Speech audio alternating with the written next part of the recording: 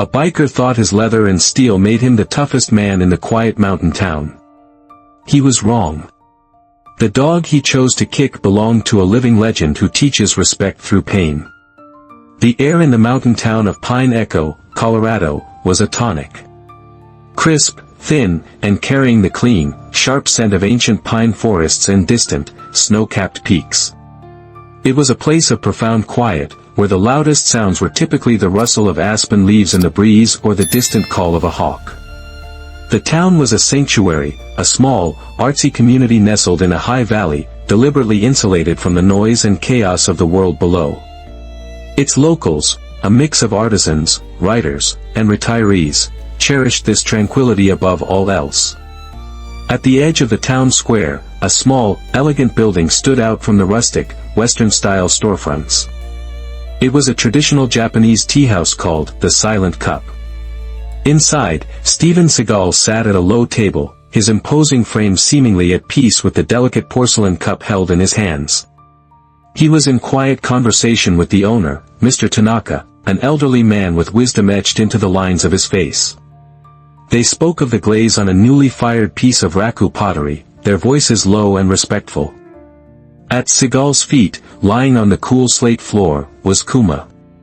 A magnificent Akita, his plush, reddish-brown coat was the color of autumn leaves, his black mask giving him a noble, serious expression.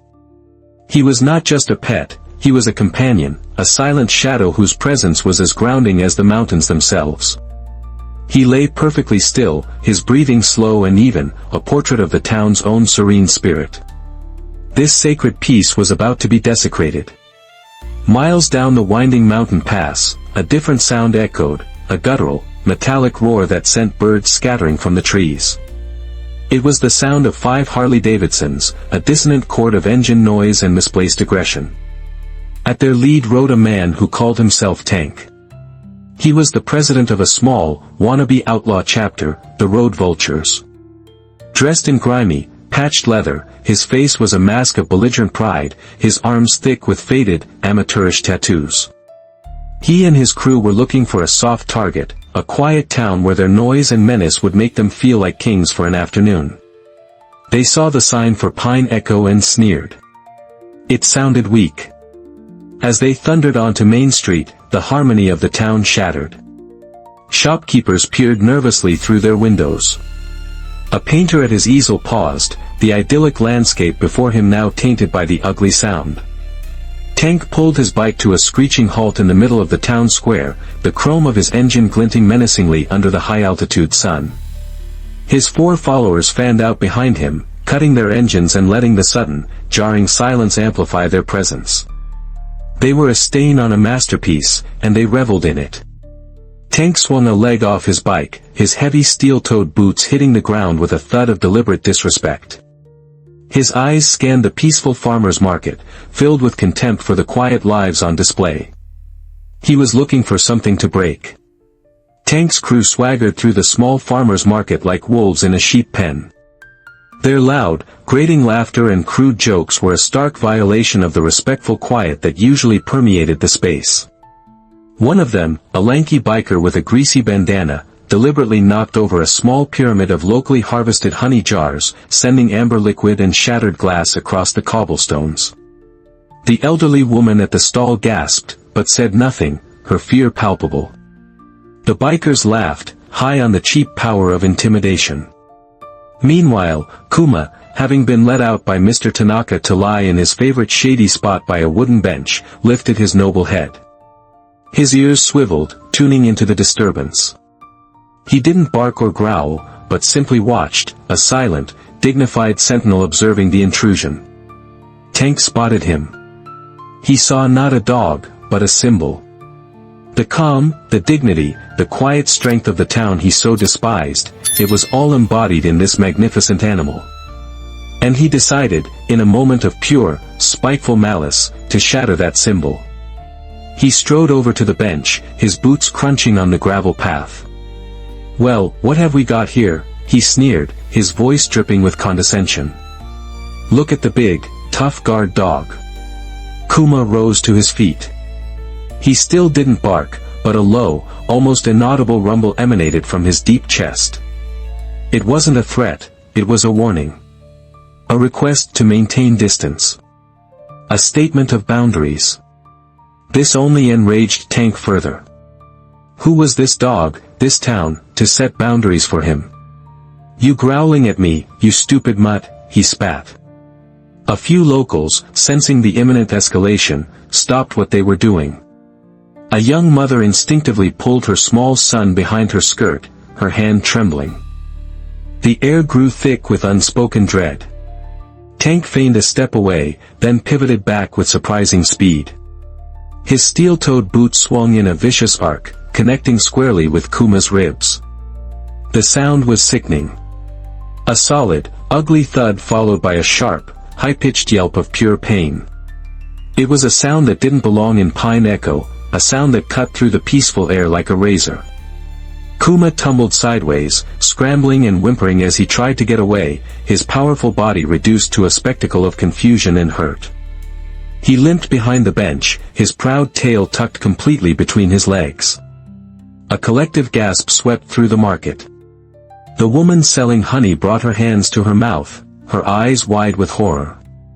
For a moment, the entire town square was frozen in a tableau of shock and disbelief. The bikers chuckled, enjoying the spectacle. They had broken the town's spirit. They had won.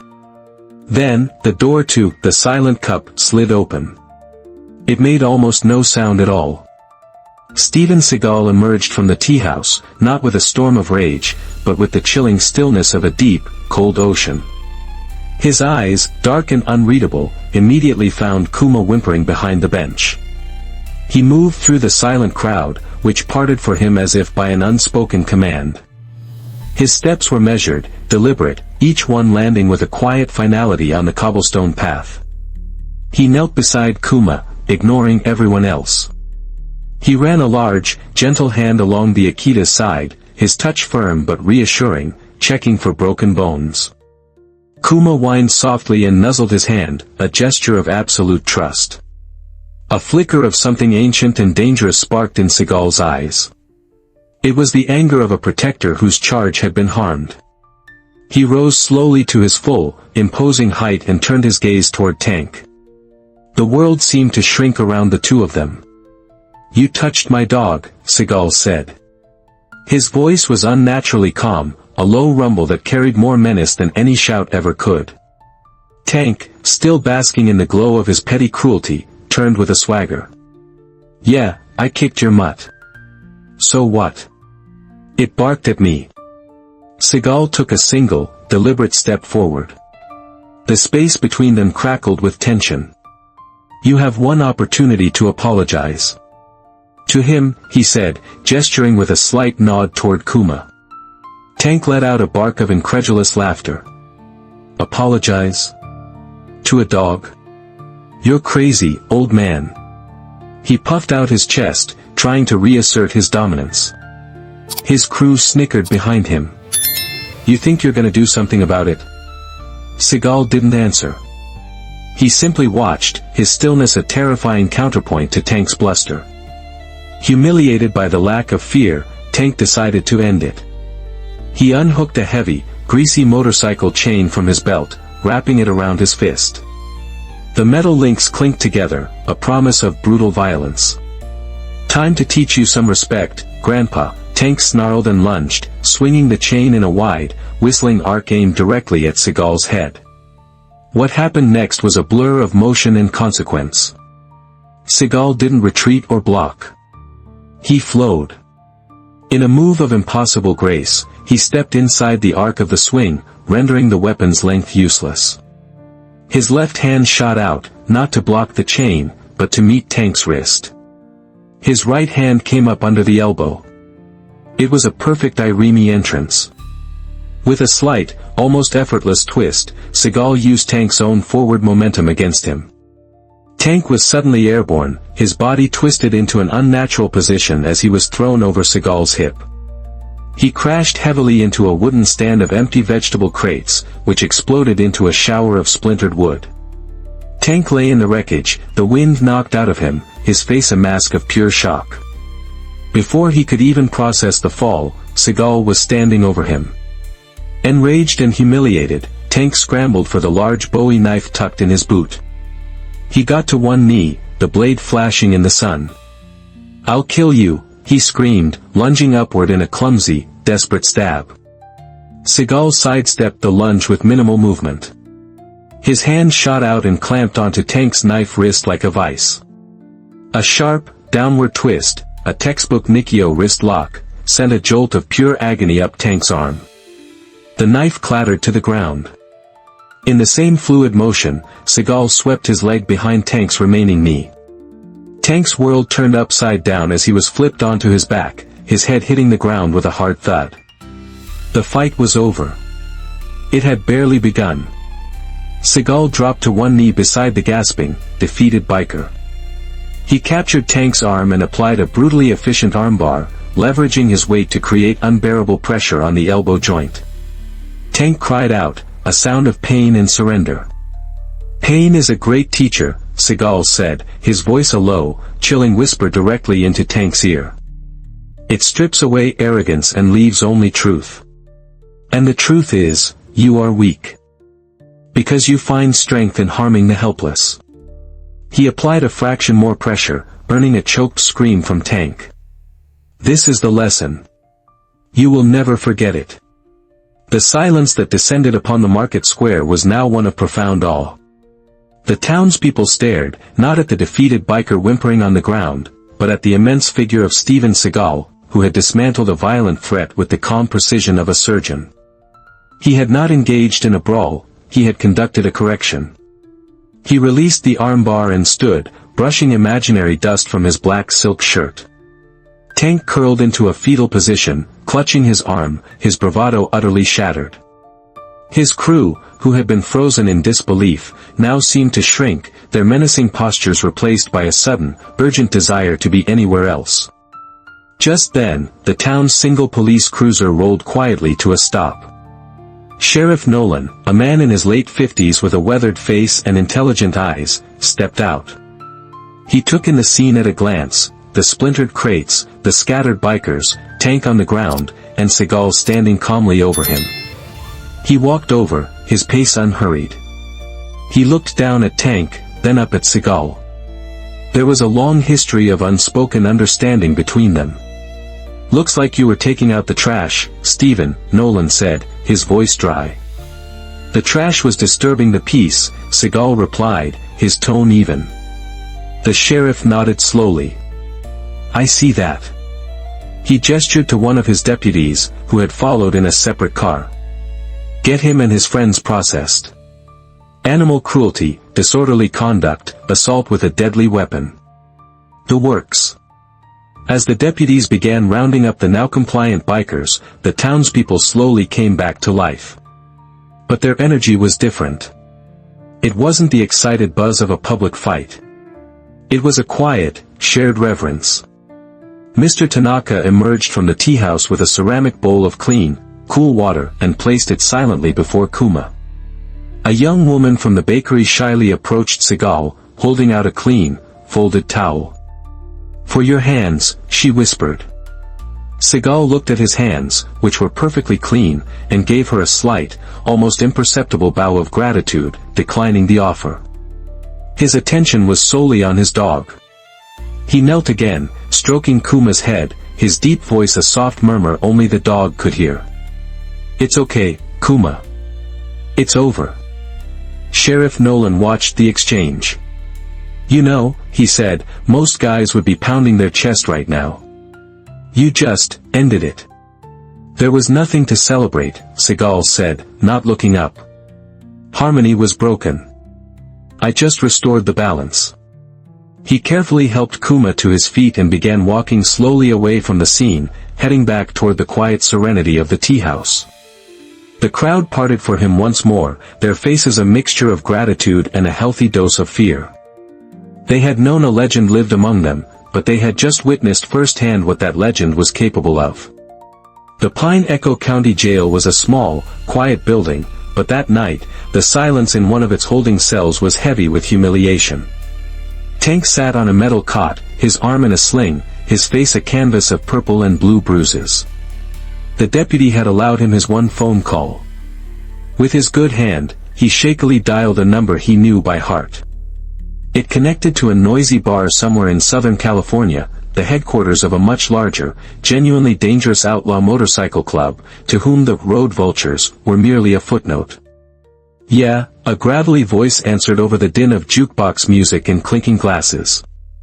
"It's me. Tank," he mumbled.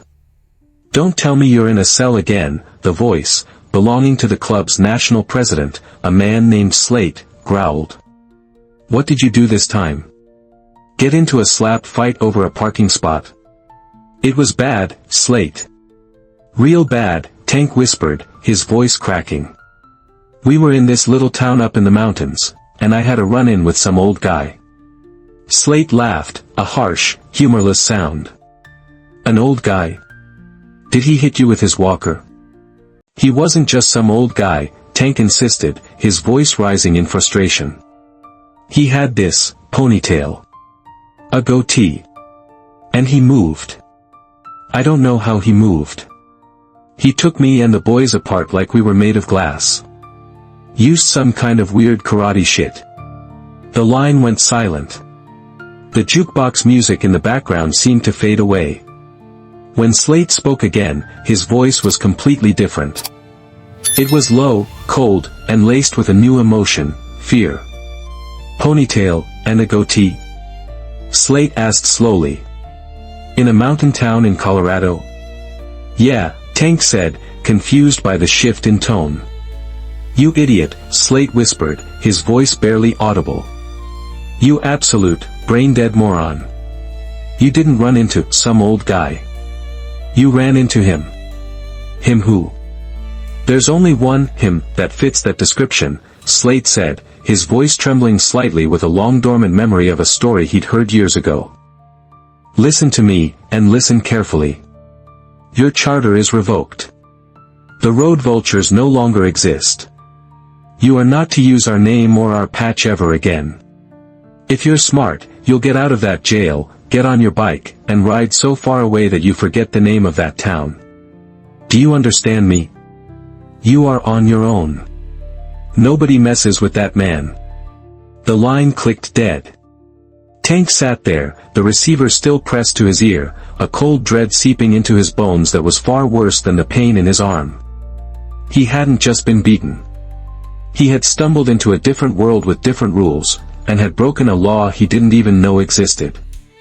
Back in Pine Echo, the legend was being reborn in a much more cheerful way. Within 2 days, the local gift shop had printed a new t-shirt.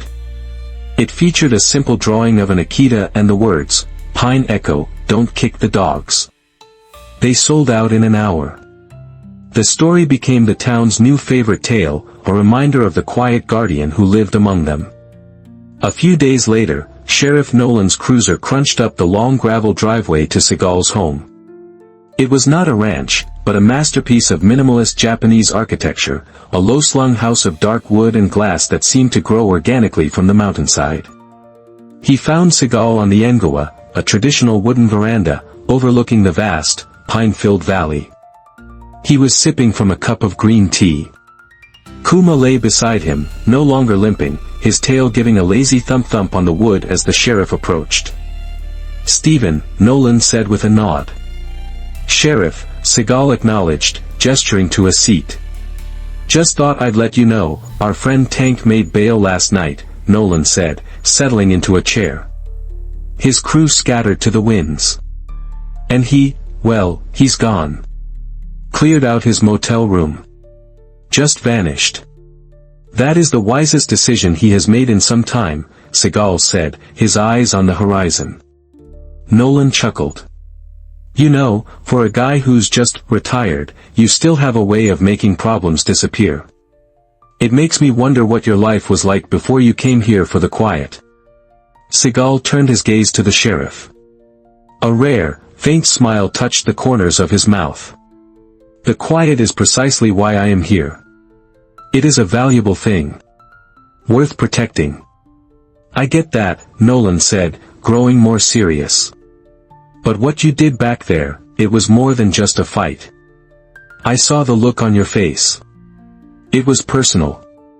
Seagal set his cup down and looked out at the vast expanse of green and blue. I have dealt with men who kill for money, for power, for ideology, he began, his voice taking on a philosophical tone. That is a kind of evil you can understand, even as you fight it.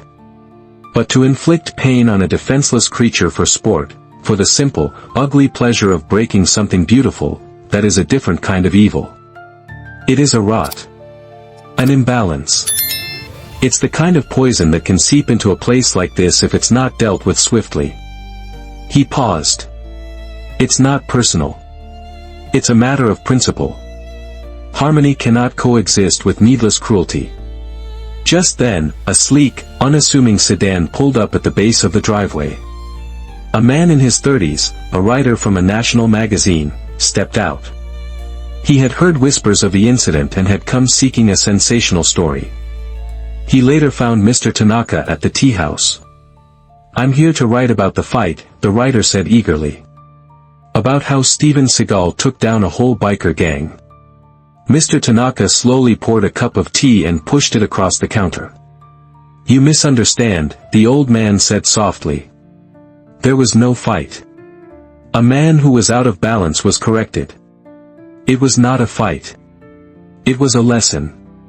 Back on the veranda, as the sun began to dip below the peaks, Seagal tossed a pine cone for Kuma, who bounded after it with joyful energy. The dog was healed. The town was safe. The balance, for now, was restored. The quiet guardian watched over his valley, a living testament to the idea that true strength is not the power to create chaos, but the unwavering will to protect the peace.